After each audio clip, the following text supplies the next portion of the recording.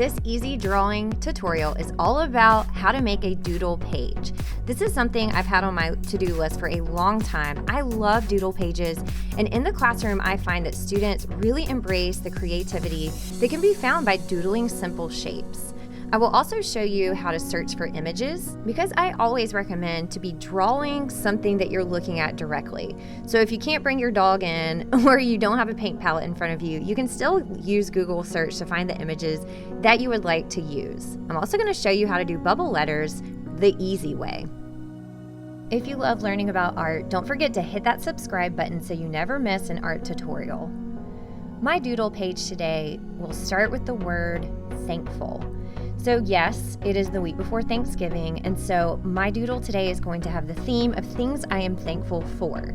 A doodle page can be whatever you want. You don't even have to have a theme. For me, I just think this is a great way to reflect on things in my life, and it's a way to really push my creativity as well as my skills with drawing. So I'm starting by doing bubble letters, and the easiest way is to sketch it out very lightly with pencil. So then you draw around the lines to create your bubble letters. To me, this is just the easiest way to do it. Just make sure that that first line that you draw is really light. You can write words in any style, and many doodles have no words at all. But for me, this theme is really important, and so not only am I going to explore what I'm thankful for as far as the items I'm drawing, I'm going to write the word out to really give my artwork a clear message. So you can see that I am going to be sketching out first every letter to make sure it fits on the page, and then it has this like balloon-like or classic bubble letter vibe. Don't forget, your eraser is your friend. So once I have my words planned out, I'm going to start thinking about things I am thankful for. I just finished my cup of coffee, and man, am I thankful for my espresso maker that my parents got me for Christmas last year. And although this isn't really my style, I'm going to add a cute little smiley face because that's how I feel after I finish my coffee. I feel like I can change the world just one cup of coffee at a time. So with this doodle, my recommendation when searching for images, you can totally make things up as you go. So for example, this is a basic house outline. I'm also super thankful for my home, my family, my husband. And so especially in 2020, where we're all spending way more time inside our house and at home, I'm even more grateful for the house and home that I've created here in Oklahoma.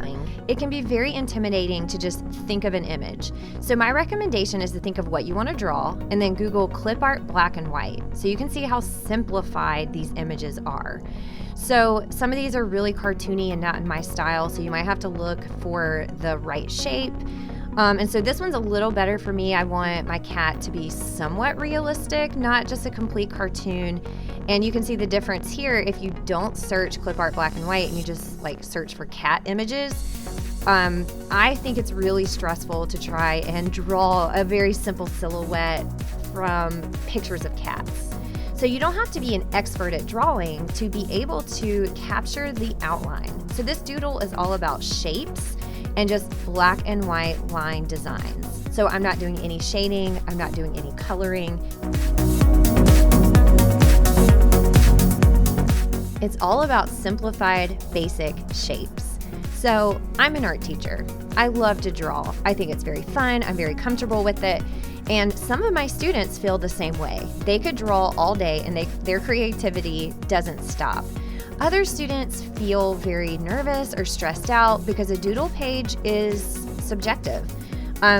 It's not something where every doodle or every person who draws it is going to look the same. It's a great way to practice. It's a great way to practice creativity. And I'm doing that I'm thankful because I just want to focus on the positive right now. So speaking of the positive, I just drew my German Shepherd, and I wanted not just a simple shape like my cat, I wanted it to look like a German Shepherd. So I think I did a pretty good job. He looks a little bit like a coyote, but that's okay. And I'm moving on behind the cat to draw a paint palette. Yes, I'm an art teacher. Also, my husband is an art teacher too, and he teaches painting. So this paint palette represents me, my profession, my hobbies, and also my husband. One thing about a doodle that I recommend is make all of your shapes overlap and touch in some way. So I wouldn't just draw everything floating around. So to connect this coffee cup to the animals, I'm drawing a cliche, but I'm drawing a heart to connect everything together. At this point, I felt like I was smudging all of my lines, and so you could certainly just do this in pencil, but I really like a bold black and white doodle, so I'm going to go back and once I'm happy with my shapes, outline with my fine point Sharpie. I have other pens that I prefer to draw with, and I'll put those in the description box, but I do think a Sharpie, not a Google, wow. I'm spending a lot of time on Google these days with distance learning. A Sharpie is just a great way to doodle. I think that's what I was trying to say. So with the areas that I'm happy with, I'm going to go back in, and this is where line weight really plays an important role. So by line weight, I mean how thick or how thin are your lines.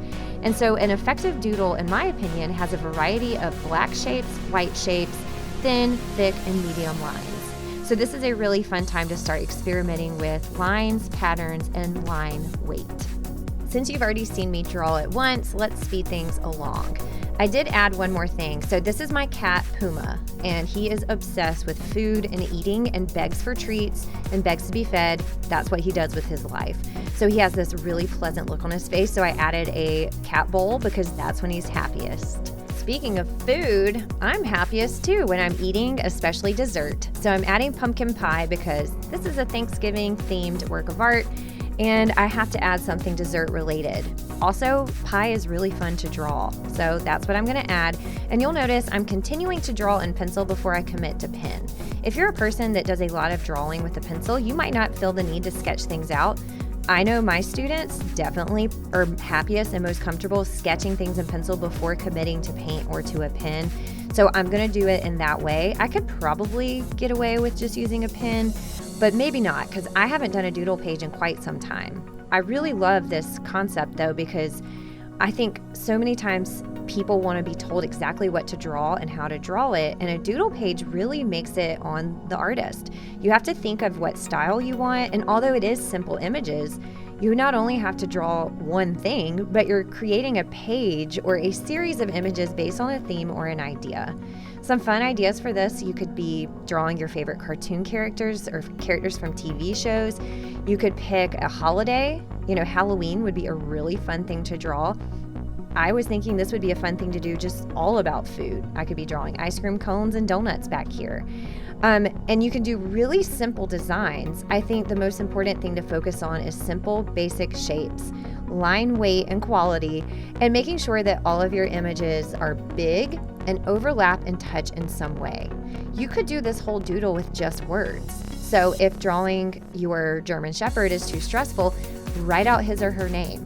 Right? So this whole doodle could be the same style of lettering or different lettering to fill your doodle page. There's not just one way to do it, and there's certainly not just one theme. I feel like the right side of my paper is a little boring compared to the left. I've neglected it a little bit. So I realized something I'm very thankful for, my LASIK eye surgery. I have been a glasses wearer my whole life, but last year, about a year ago, I had my eyeballs lasered and got LASIK surgery, and now I can just see without glasses. Also, I love drawing eyes. If you're one of my students, you know this because we do this in class. And so I thought this would be a really fun thing to draw. Also, my laser eye surgery was life-changing, so I'm including that in this doodle for those reasons. I want to jazz up my lettering a little bit. I like that it's white, but I felt like I wanted a little bit more emphasis or detail added to it. So I'm simply just adding a few lines. I could shade it all in black. I could make a shadow. I could do really whatever I wanted, add a pattern to each letter, but I want them to be kind of like the area that stands out without too much going on, because I really do have a lot happening in this work of art. I've thought of a lot of things that I'm thankful for. So I'm just going back and adding a little bit of detail to my lettering. And oh my gosh, I totally forgot about that apple that I drew up there. So I drew that apple because I'm a teacher, and I feel like that, yes, it's a little bit of a cliche, like the teacher gets an apple. I don't want an apple, I want chocolate. So students, if you're listening, that's what I want. But that is something I'm very thankful for, is my career. I love teaching art. I think it's one of the best jobs ever. I get to do this all day long and help encourage creativity in the younger generation. So I love to paint selfishly, but I also love to paint by encouraging and teaching others. So the last shape I'm going to draw here is an airplane. And the airplane represents a couple different things. One, I love to travel. My husband and I love going to new places. We love leaving the country and just exploring. But more importantly, an airplane has allowed me to visit my family. So I moved to Oklahoma about 6 years ago, and my entire family still lives in South Carolina. So it's about an 18-hour drive, but it's a short flight. And because of airplanes, I'm able to visit with my family way more than I would, if we lived in the time period where airplanes weren't so readily available. So the airplane represents two things for me. Most importantly, visiting my family. I'm adding a few lines because I want this to have that kind of fun, cartoony vibe to it. And I'm pretty much done with this work of art. I'm just looking for details, what I want to shade in and make darker, if I want to add patterns. But as far as what I'm thankful for, this is a pretty great collection of things. I feel very lucky and happy that even in 2020, I have so much to be thankful for. Some people might jump right into drawing and just go with it, and others might need to make a list. So if you're doing a drawing like this and you're like, wait, maybe I want to make a list of things first, there's nothing wrong with that. Oh, last thing I added to my drawing, my dog loves to howl and sing along to harmonicas, Bob Dylan, and police and ambulance sirens. So I thought there's this empty space here. So my dog Bird, yes, it's a dog named Bird, kind of looked like he was happy with his eyes closed, and it made me think of when he's howling and singing along. So I wanted to add some music notes just to give the artwork a little bit more unity. Knowing when to be finished is a true skill, and I could fill my doodle page all the way to the edges. I've seen plenty of those before, but I like that everything's connected and ties together, but there is some white, blank, or negative space around the edges. So I'm adding a few last minute details, but I'm happy with my areas of dark and light. I love the symbols that I used, and I had a lot of fun just thinking, what would be fun to draw and what captures this concept of what I'm thankful for. Because I used a pencil, I'm going to erase any mark that's left on there because this wasn't a shading artwork. It was all about line and shape. And there it is, my thankfulness doodle. Thank you so much for sticking around and making art with me. Happy Thanksgiving. I'm thankful for you, my subscribers, and my students, and random people of the internet, and maybe you're a student in another teacher's art class. If you want to learn more about drawing, check these tutorials out, and see you next time.